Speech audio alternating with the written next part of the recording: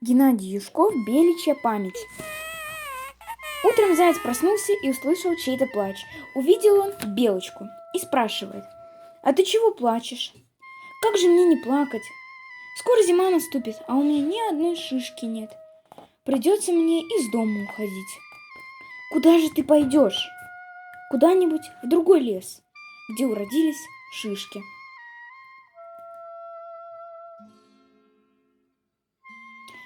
Заяц грустно пошевелил ушами. Он не знал, как помочь белочке.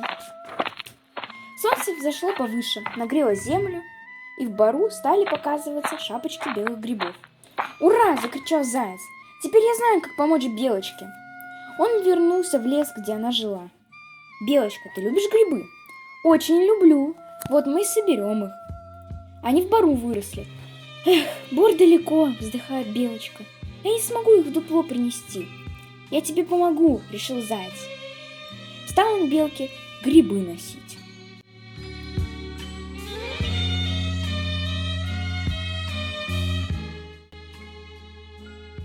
Когда наступила настоящая зима, белка беды не знала.